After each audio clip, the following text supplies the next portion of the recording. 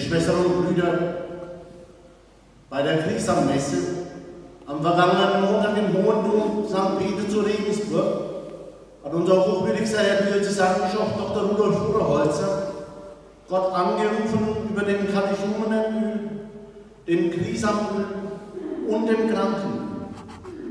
Wir begrüßen am Beginn dieser Feier die heiligen Öle und stellen sie für die Taufen, für die Firmungen und für die Krankensalbungen bereit.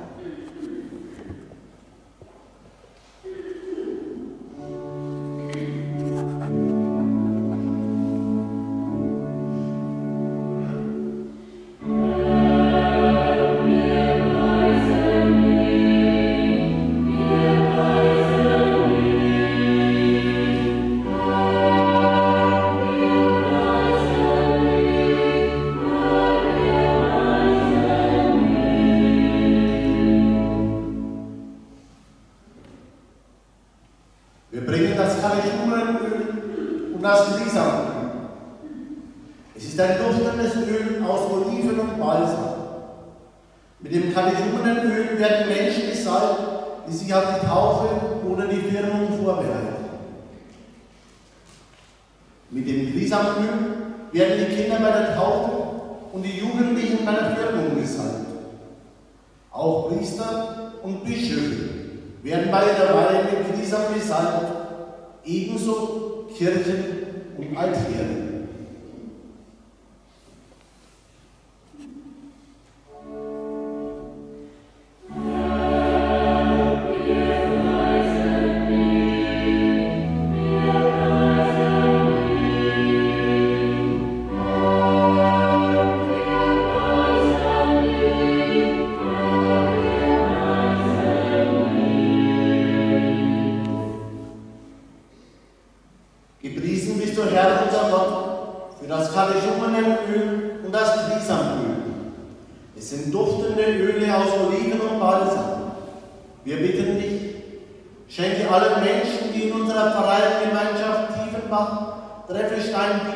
Mit diesen Ölen gesalbt werden, eine heilende und heilbringende Nähe durch Jesus Christus, unseren Herrn.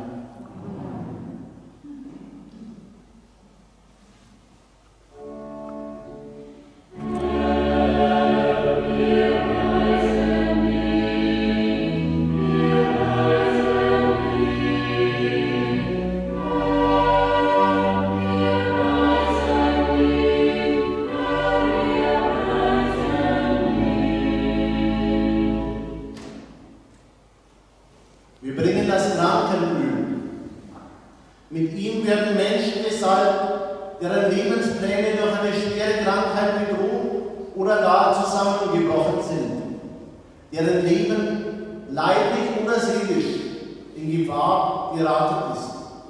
Mit dieser Salbung bitten wir, dass der Herr die Kranken aufrichtet oder, wo dies nicht mehr möglich ist, sie mit liebender Hand in sein Reich geleitet.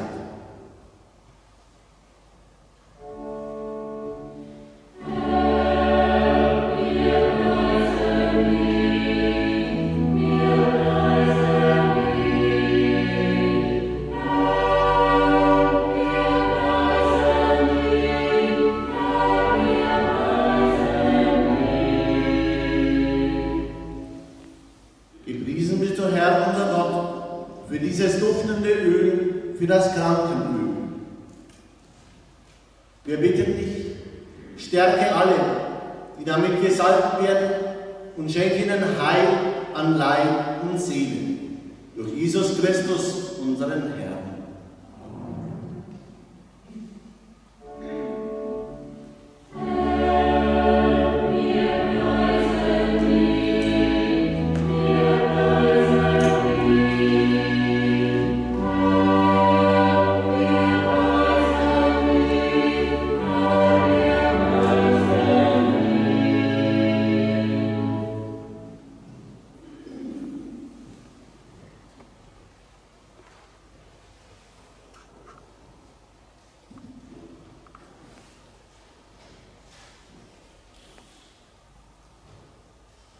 Beginnen wir im Namen des Vaters und des Sohnes und des Heiligen Geistes. Die Gnade unseres Herrn Jesus Christus, die Liebe Gottes des Vaters und die Gemeinschaft des Heiligen Geistes ist mit euch allen. Herzlich willkommen, liebe Schwestern und Brüder, im Abendmahlsaal, zur Feier, die Jesus selbst uns aufgetragen hat, als Gedächtnis an ihn. Herzlich willkommen im Abendmahlsaal, damit wir tun können, damit wir feiern können, was er uns hinterlassen hat, zum Gedenken an ihn. Herzlich willkommen, liebe Schwestern und Brüder, hier zur Feier dieses Gottesdienstes. Jesus Christus ist in unserer Mitte. Er lädt uns ein, Platz zu nehmen an seiner Seite. Er lädt uns ein, mit ihm dieses Mahl, das Mahl der Liebe, das Mahl der Versöhnung, das Mahl, in dem wir ihn selbst empfangen dürfen, zu feiern. Herzlich willkommen. Grüßen wir ihn, unseren Gastgeber, Jesus Christus, in unserer Mitte. Herr Jesus Christus, du bist da, wo Menschen sich in deinem Namen versammeln, miteinander lachen und sich freuen, aber auch miteinander weinen und trauern. Herr, erbarme dich unser. Herr Jesus Christus, du bist da, wenn wir miteinander Gottesdienst feiern, wenn wir dich in den eucharistischen Gaben Brot und Wein empfangen. Christus, erbarme dich unser. Herr Jesus Christus, du bist auch jetzt in dieser schwierigen Zeit da, wenn gemeinschaftliche gottesdienstliche Feiern nur schwer und mit reduzierter Anzahl an Gläubigen gefeiert werden kann. Herr, erbarme dich unser. Liebe Schwestern und Brüder, ihr ist in unserer Mitte. Ihr, unser Retter und Heiland. Ihr, den Gott uns gesandt, den Gott uns geschenkt hat. Singen wir unserem Gott dafür in Gloria dankbaren Herzen und Preis.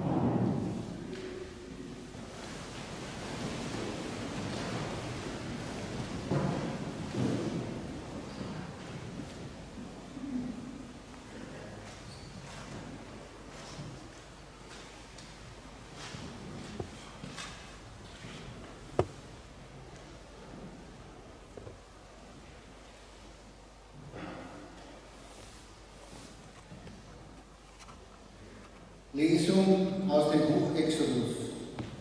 In jenen Tagen sprach der Herr zu Mose und Aaron im Land Ägypten. Dieser Monat soll die Reihe eurer Monate eröffnen. Er soll euch als der erste unter den Monaten des Jahres gelten. Sagt der ganzen Gemeinde Israel: Am 10. dieses Monats soll jeder ein Lamm für seine Familie holen, ein Lamm für jedes Haus. Ist die Hausgemeinschaft für ein Lamm zu klein, so nehme er es zusammen mit dem Nachbarn, der seinem Haus am nächsten wohnt, nach der Anzahl der Personen. Bei der Aufteilung des Lammes müsst ihr berücksichtigen, wie viel der Einzelne essen kann. Nur ein fehlerfreies, männliches, einjähriges Lamm darf es sein, das Junge eines Schafes oder einer Ziege müsst ihr nehmen. Ihr sollt es bis zum 14. Tag dieses Monats aufbewahren. In der Abenddämmerung soll die ganze versammelte Gemeinde Israel es schlachten.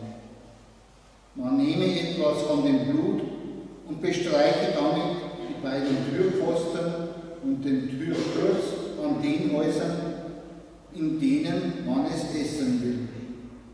Noch in der gleichen Nacht soll man das Fleisch essen, über den Feuerweg braten und zusammen mit ungesäuertem Brot und Bitterkräutern soll man es essen.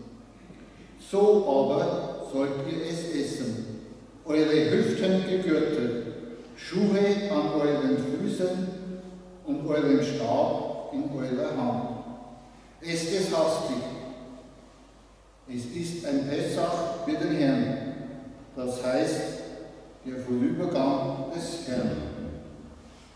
In dieser Nacht gehe ich durch das Land Ägypten und erschlage im Land Ägypten jede Erstgeburt bei Menschen und Vieh. Über alle Götter Ägyptens halte ich Gericht, ich, der Herr.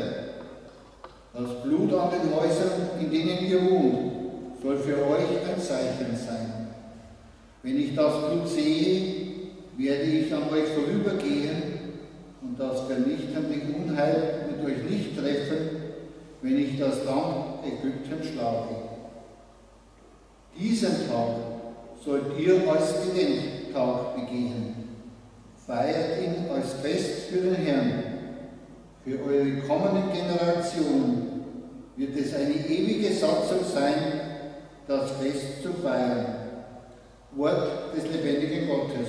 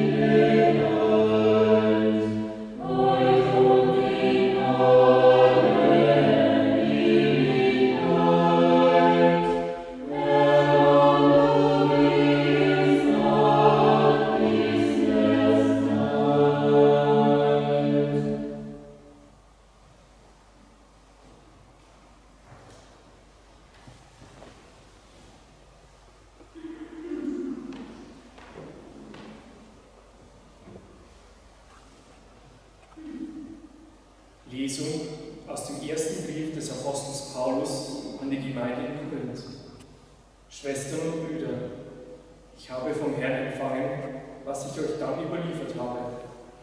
Jesus, der Herr, nahm in der Nacht, in der er ausgeliefert wurde, Brot, sprach das Dankgebet, brach das Brot und sagte: das ist mein Leib für euch.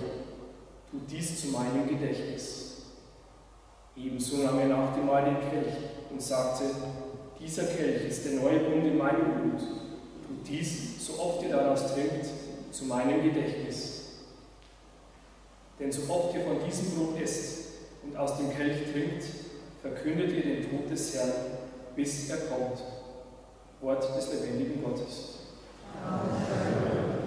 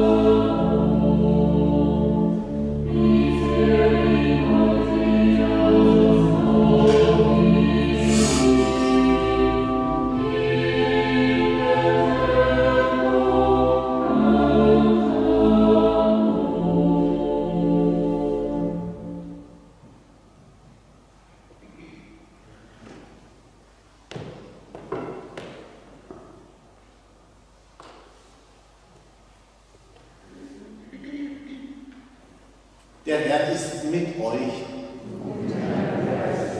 Aus dem heiligen Evangelium nach Johannes.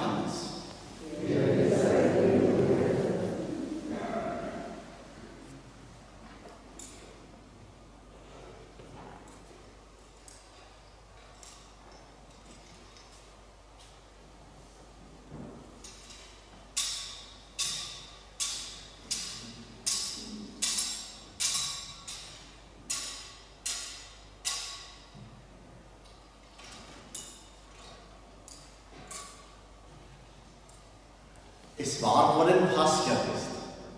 Jesus wusste, dass seine Stunde gekommen war, um aus dieser Welt zum Vater hinüberzugehen. Da er die Seinen liebte, die in der Welt waren, liebte er sie bis zur Vollendung. Es fand ein Mahl statt, und der Teufel hatte Judas, dem Sohn des Simon Iskariot, schon ins Herz gegeben, ihn auszuliefern.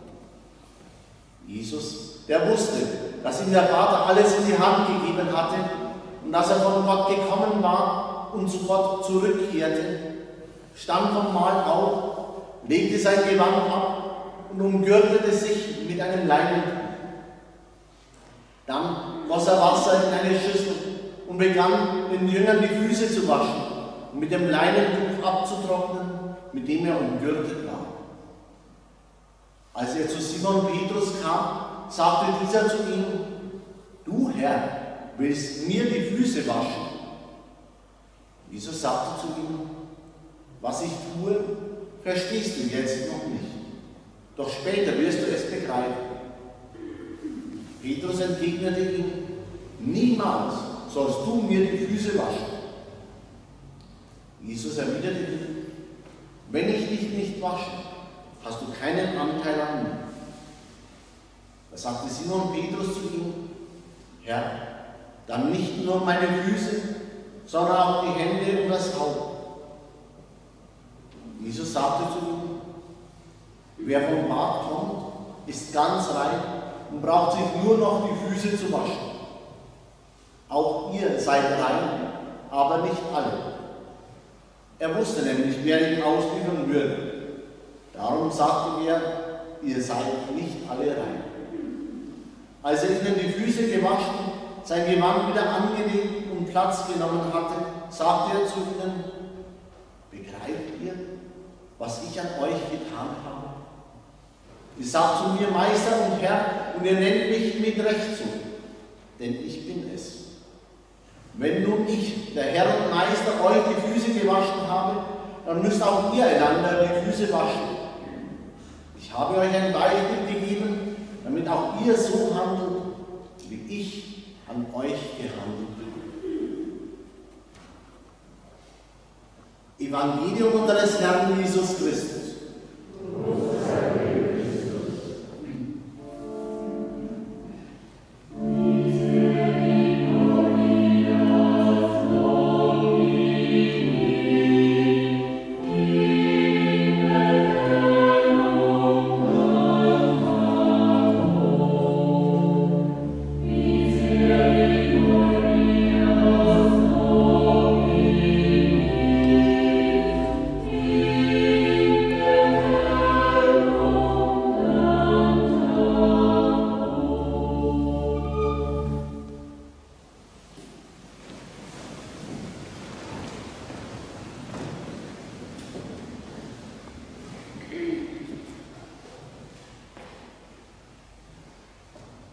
Liebe Schwestern und Brüder, es fand ein Mahl statt.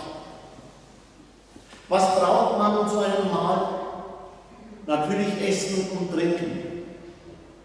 Aber man braucht vor allem auch Menschen, die miteinander dieses Mahl feiern. Es fand ein Mahl statt. Ein Gastgeber mit seinen Freunden. Jesus mit seinen 12 Aposteln.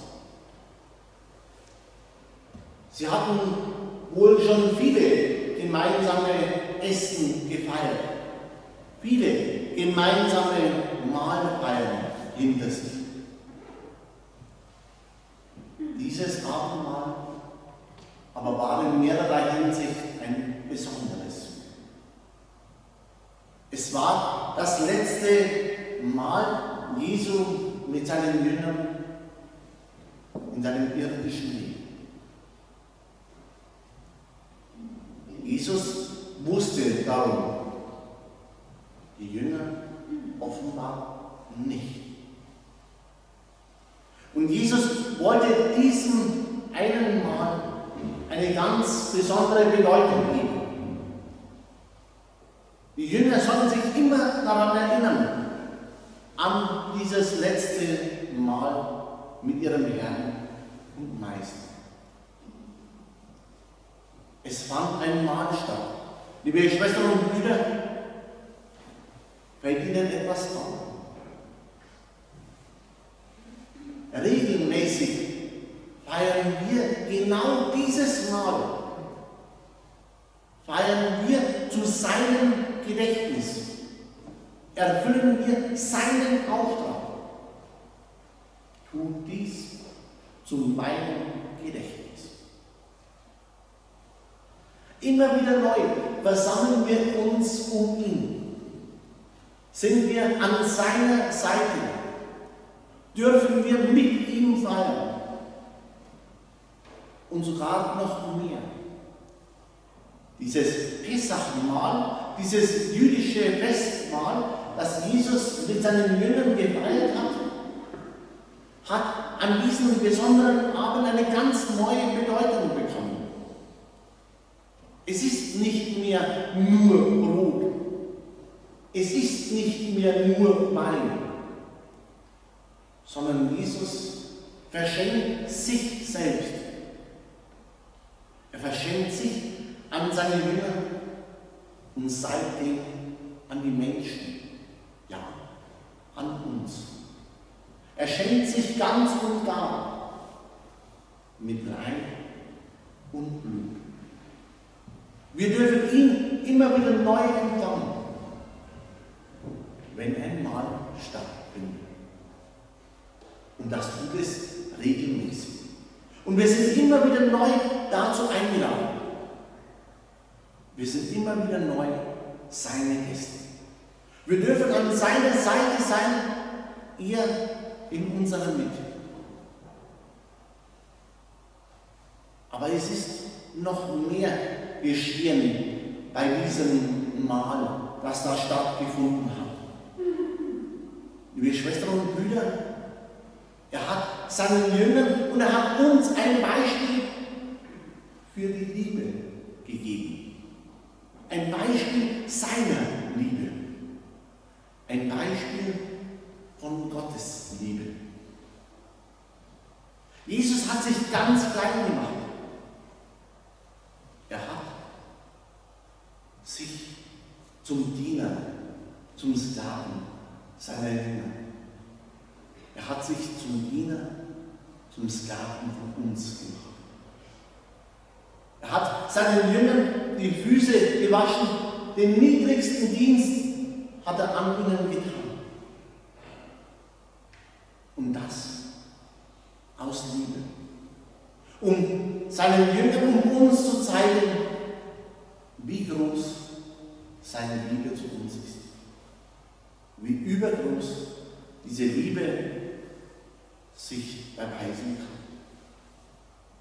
Sich erweisen kann, liebe Schwestern und Brüder, deshalb, weil er uns aufgetragen hat, es ihm gleich zu tun.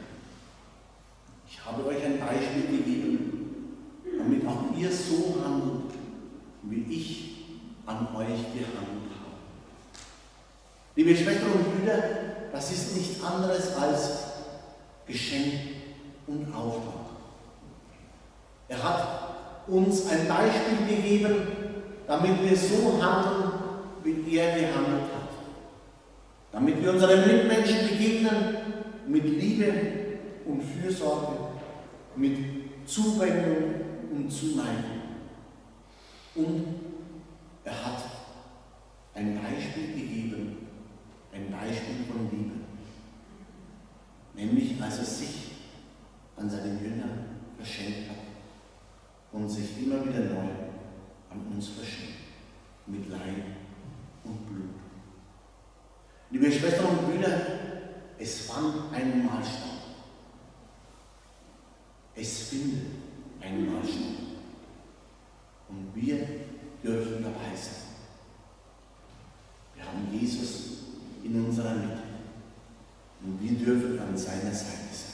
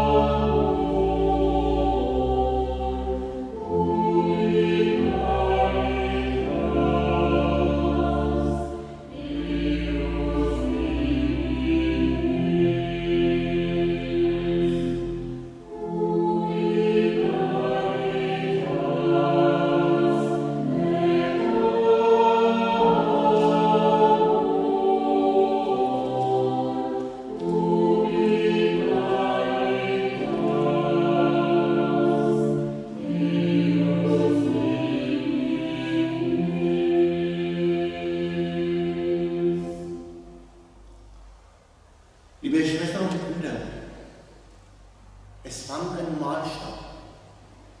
Immer wieder feiern wir dieses Mahl. Im Gedenken an den Tod und die Auferstehung Jesu.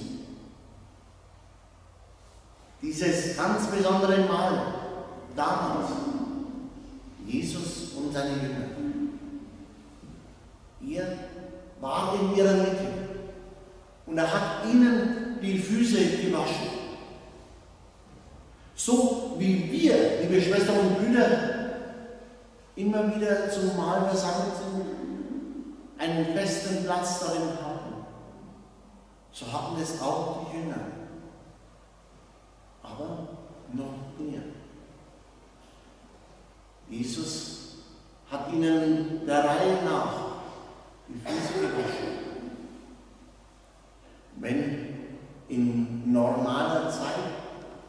Fußwaschung begangen wird, dann ist das nicht ein Nachspielen dieser Fußwaschung von damals. Nein, es ist ein Zeichen, dass Jesu Auftrag auch heute noch gilt. Ich habe euch ein Beispiel gegeben, damit auch ihr so handelt, wie ich an euch gehandelt habe. Und liebe Schwestern und Brüder, um Jesus versammelt, dürfen wir unseren Platz an seiner Seite wissen, an der Seite Jesu. Jede und jeder von uns hat seinen festen Platz an der Seite Jesu. Und auch uns, jeder und jedem, gilt, er hat uns nicht nur ein Beispiel gegeben, sondern er gibt uns immer wieder neu ein Beispiel, damit wir erkennen, wie groß seine Liebe auch zu uns ist. Wir dürfen uns hier vorne an seiner Seite wissen, jede und jeder. Wir dürfen sozusagen unseren Platz einnehmen, damit er auch uns diesen niedrigen Dienst erweisen kann. Er, der Meister und Herr, als Zeichen, wie groß die Liebe Gottes zu uns Menschen ist.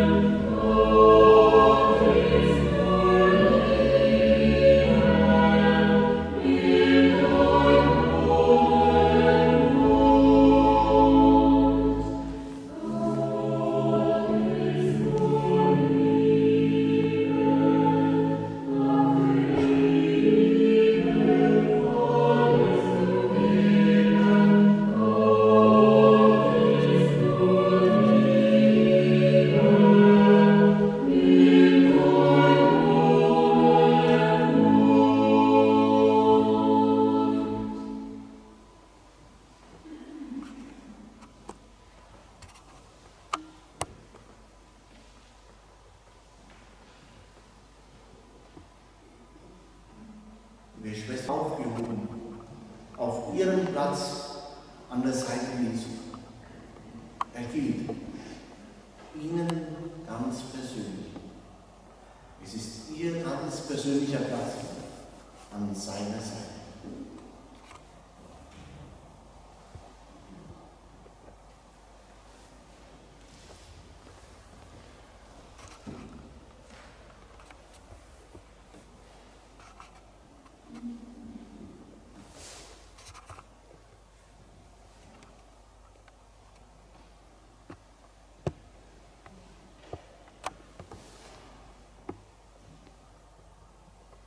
In der Feier der Eucharistie, der Quelle und dem Höhepunkt des christlichen Lebens, hat uns Jesus das Vermächtnis seiner Liebe anvertraut. Zu ihm kommen wir mit unseren Bitten und Anliegen. Da er die Seinen liebte, die in der Welt waren, liebte er sie bis zur Vollendung. Herr, stärke alle, die das Herrenmahl feiern, zum Zeugnis für dich. Wir bitten dich. Nehmt und esst, das ist mein Leib, nehmt und trinkt, das ist mein Blut. Herr, zeige Wege, öffne Herzen und lenke die Menschen, dass sie sich von Herzen freuen auf die gemeinschaftliche Feier dieses Mahls. Wir bitten dich. Ich habe euch ein Beispiel gegeben, damit auch ihr so handelt, wie ich an euch gehandelt habe. Herr, stärke uns, deine Gemeinde im Glauben an dich. Lass uns wachsen in der Hoffnung und entfache in uns die Liebe und das Verantwortungsbewusstsein für unsere Schwestern und Brüder. Wir bitten dich, erhöre uns. Wenn ich euch die Füße gewaschen habe, dann müsst auch ihr einander die Füße waschen.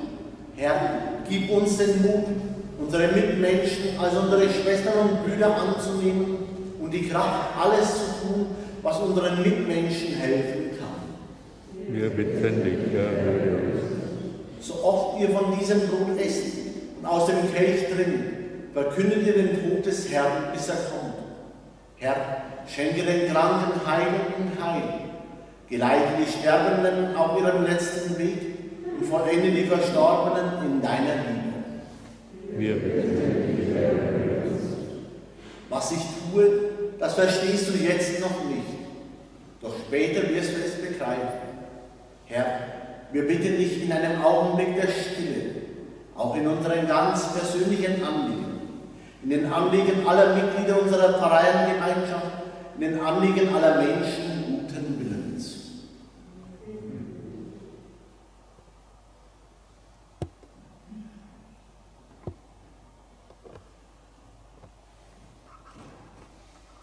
Wir bitten dich, Herr unser Gott, wir danken dir für deine Liebe und Treue.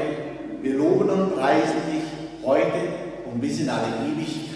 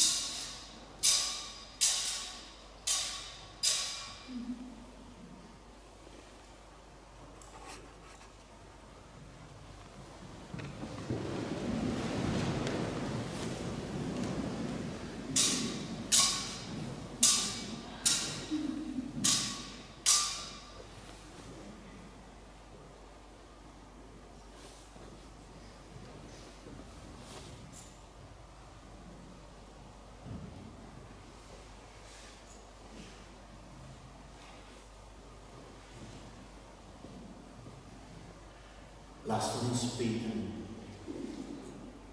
Gott, was wir an jedem Sonntag tun, das tun wir heute ganz besonders bewusst. Wir haben mit Brot und Wein den Altar für das heilige Mahl bereitet. Und wir haben unsere Freude, unsere Begeisterung, die Trauer und die Ängste unserer Mitmenschen dazu gelegt. Wir bitten dich, sei du die Kraft der Liebe, die uns auch einander zugehen lässt. Sei du die Kraft des Friedens, die uns offen macht zur Versöhnung miteinander. Sei du die Kraft der Gerechtigkeit, die uns einander gerecht werden lässt. Und die Sorgen und Nöte, die Freuden und Talente unserer Mitmenschen sehen lässt. Sei du mit uns durch deinen Sohn Jesus Christus, der uns in Brot und Wein gegenwärtig ist und bleibt, heute und alle Tage unseres Lebens bis in Ewigkeit. Amen. Der Herr ist mit euch. Und mit deinem Geiste. Wo habt ihr eure Herzen? Wir haben sie beim Herrn. Lasst uns danken dem Herrn, unserem Gott. Das ist würdig und recht. In Wahrheit ist es würdig und recht, dir Gott zu danken. Du hast einen Sohn in diese Welt gesandt, um deine Macht der Liebe dem Bösen in der Welt entgegenzustellen. In der Art und Weise, wie Jesus mit Menschen umgeht, wie er heilen in ihr Leben eingreift, sie aufrichtet und befreit, zeigt sich uns, wie Liebe wirklich sein kann. Deine grenzenlose Liebe zu künden, ist Jesus in die Welt gekommen. Auch der drohende Tod, auch die Bosheit der Menschen konnte ihn nicht daran hindern, diese Botschaft der Liebe in die Welt hinauszutragen. Und so feiern wir an diesem Abend, in diesem heiligen Mahl, die Gegenwart seiner Liebe, die wir loben und preisen mit allen Engeln und Heiligen und allen Menschen, die sich Jesus Christus Glaubens anvertraut haben. Und so singen wir zu seinem Ehren.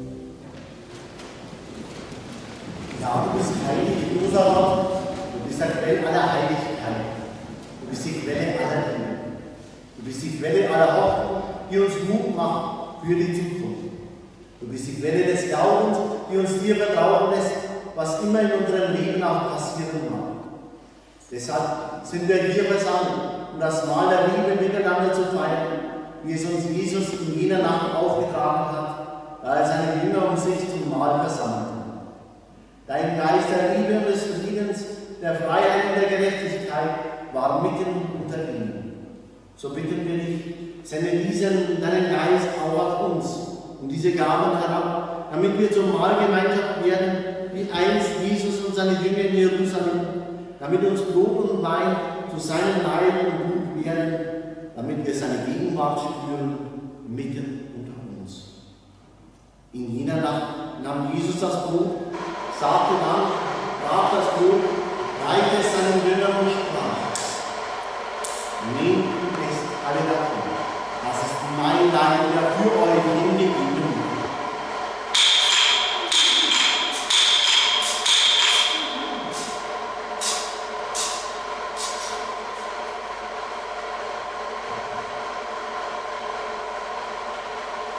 Ebenso nahm er nach dem Mahl den Kelch, dankte wiederum, reichte den Kelch seinen Jüngern und sprach: Nehmt und trinkt alle daraus, das ist der Kelch des neuen und ewigen Bundes, mein Blut, das für euch und für alle vergossen wird zur Vergebung der Sünden. Tut dies zu meinem Gedächtnis.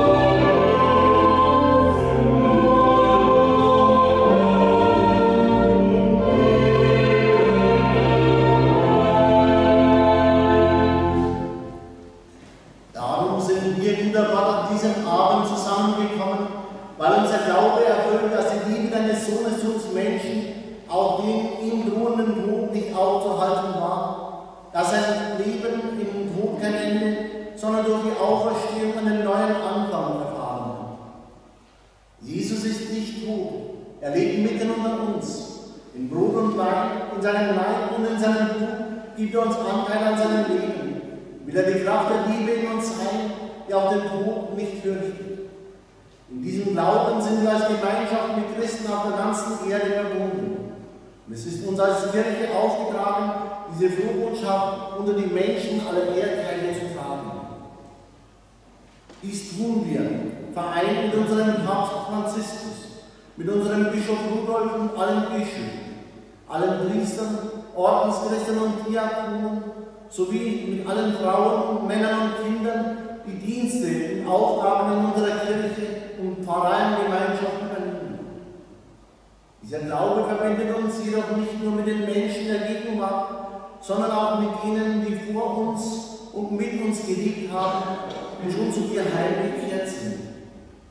Wir denken in diesem Gottesdienst auch mit Elisabeth Huber an ihre verstorbenen Eltern Bertha und Michael Kielermann und an ihre verstorbene Verwandtschaft, mit Anneliese Rücker an ihren verstorbenen Vater, mit Agnes Zill an ihren verstorbenen Schwager und ihre verstorbenen Nichten, sowie mit Franziska Holler an ihrem verstorbenen Sohn Helmut.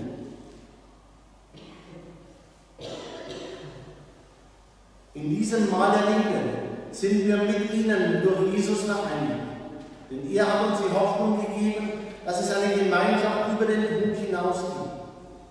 So feiern wir dieses Mal im Glauben an deine Gegenwart, im Glauben daran, dass die Liebe nicht stirbt, dass wir immer in dir geborgen sein dürfen, dass der Weg durch Leben und Tod, den uns sein Sohn Jesus Christus eröffnet hat, in dir seinen Anfang und sein Ziel hat.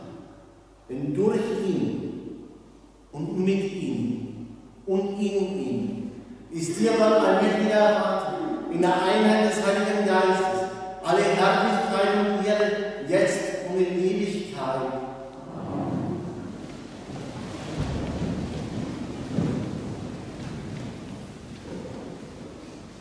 In Jesus Christus ist Gott mit seiner ganzen Liebe bei uns, bei jeder und jedem.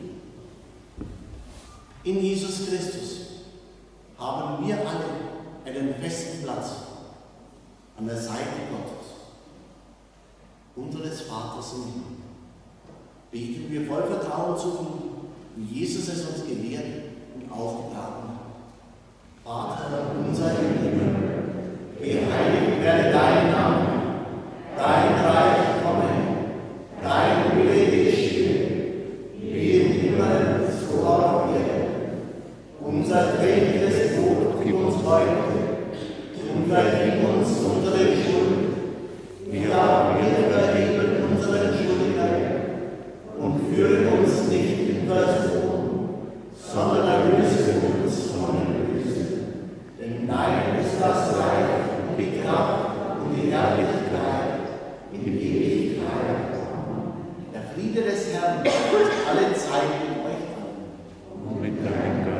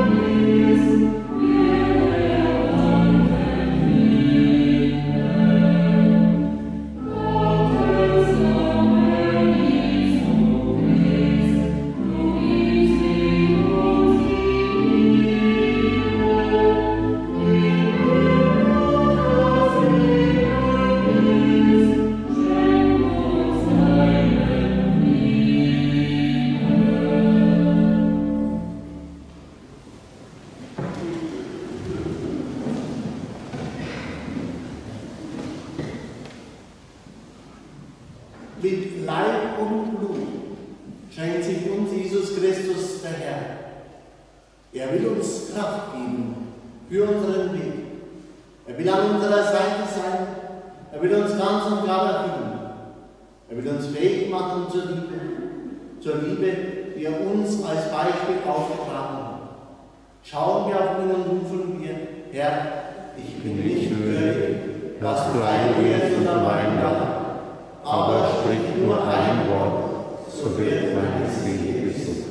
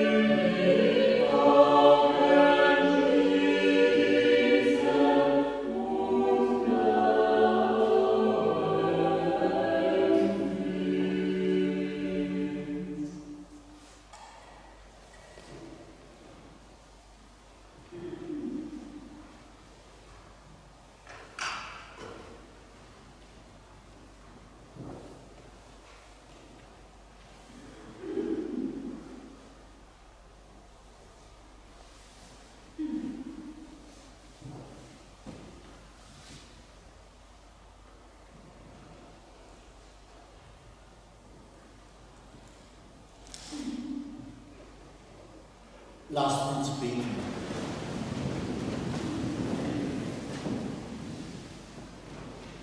Guter Gott, du sendest uns aus, das zu leben, was dein Sohn Jesus Christus uns vorgelebt hat.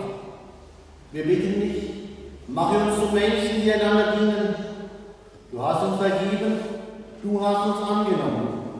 Stärke uns, diese Liebe weiter zu schenken. Gib uns Mut, mit Jesus weiterzugehen. Lass uns eintreten für den Frieden in der Welt, der immer wieder bedroht ist. Hilf uns, die Menschen zu sehen, die unsere Hilfe und Zuwendung brauchen. Lass uns nicht daran vorbeigehen. Zeige uns, wo wir gebraucht werden, wo und wie wir liebende Zuwendung geben können. Auch und gerade in dieser schwierigen Zeit. Wo wir Macht haben, lass uns diese dienend ausüben. Immer mit dem Blick auf das Wohl unserer Mitmenschen. Das erbitten wir von dir durch ihn, Jesus Christus, unseren Herrn. Liebe Schwestern und Brüder, Jesus geht nach dem Abendmahl hinaus in den Garten Gethsemane, auf den Weg des Leidens. Deshalb finden heute die Hostienschalen mit dem Leib des Herrn ihren Platz außerhalb des Tabernakels. Christus hat keine menschliche Bleibe mehr. Das Vermächtnis seiner Liebe lautet: Mein Leib, hingegeben für euch, mein Blut, vergossen für euch und für viele, vollzieht sich am Kreuz. Ja, schließlich wird der bloße Stein des Grabes der Ort, wo er sein Vermächtnis besiegelt.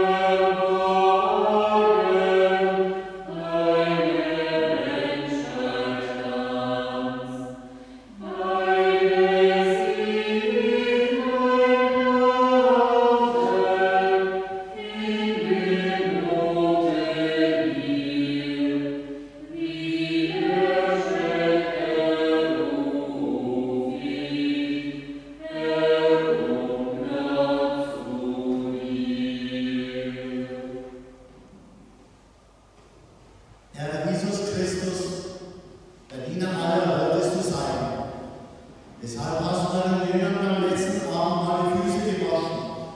Wir loben dich. Du hast sie bei diesem Mal eingeladen und dich ihnen unter den Gestalt von Brot und Wein hingegeben. Wir loben dich. Den Zeichen von Brot und Wein hast du auch uns dein Testament übergeben. Wir loben dich.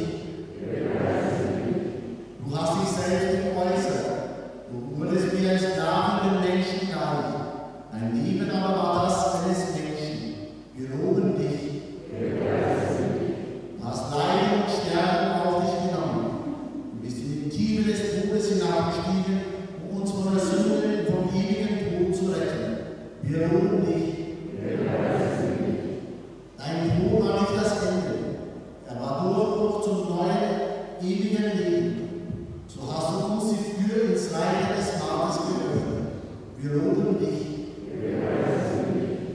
Unter der Gestalt des Brotes verehren wir wieder das Gedächtnis deines Todes und seiner Auferstehung. Immer wieder schenkst du dich uns als Brot des Lebens. Wir loben dich. Gott, unser Vater, dankbar bekennen wir, dass dein Sohn unter diesen Zeichen des Blutes verborgen bei uns ist. Gib uns die Kraft des Glaubens, ihn in diesem Sakrament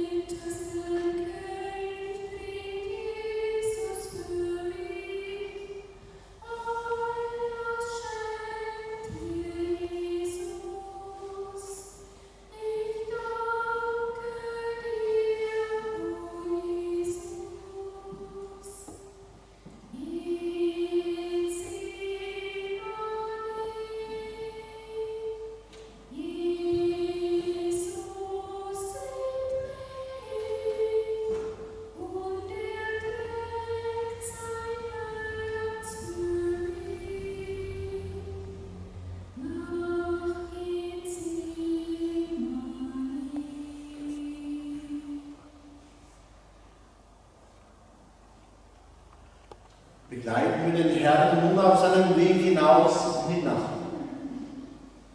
In die Nacht des Tages, in die Nacht der Angst, in die Nacht der Trauer, in seine letzten Stunden.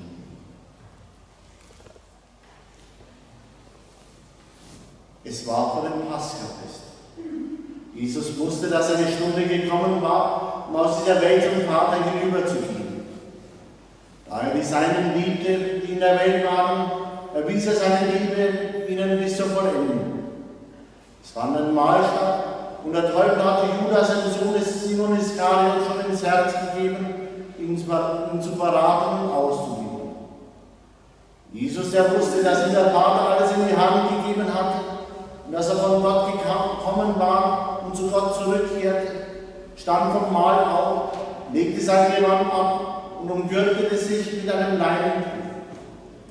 Dann goss er Wasser in eine Schüssel und begann, es den Jüngern die Füße zu waschen und mit dem Leinentuch abzutrocknen, mit dem er umgürtet war. Als er zu Simon Petrus kam, sagte dieser zu ihm: Du, Herr, willst mir die Füße waschen?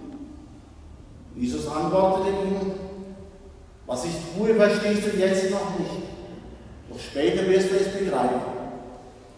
Petrus entgegnete ihm: Niemals sollst du mir die Füße waschen. Jesus erwiderte ihm: Wenn ich dich nicht wasche, hast du keinen Anteil an mir. Da sagte Simon Petrus zu ihm: Herr, dann nicht nur meine Füße, sondern auch die Hände und das Haupt. Jesus sagte zu ihm: Wer vom Bad kommt, ist ganz rein und braucht sich nur noch die Füße zu waschen. Auch ihr seid rein, aber nicht alle. Er wusste nämlich, wer ihn verraten würde. Darum sagte er: Ihr seid nicht alle rein. Als er ihnen die Füße gewaschen, sein Gewand wieder angelegt und Platz genommen hatte, sagte er zu ihnen: Begreift ihr, was ich an euch getan habe? Ihr sagt zu mir Meister und Herr, und ihr nennt mich mit Recht, denn ich bin es. Wenn nun ich, der Herr und Meister, euch die Füße gewaschen habe, dann müsst auch ihr einander die Füße waschen. Ich habe euch ein Beispiel gegeben, damit auch ihr so handelt, wie ich an euch gehandelt habe. Liebe Schwestern und Brüder, das haben wir schon gehört. Und nun haben wir dieses Mahl gefeiert.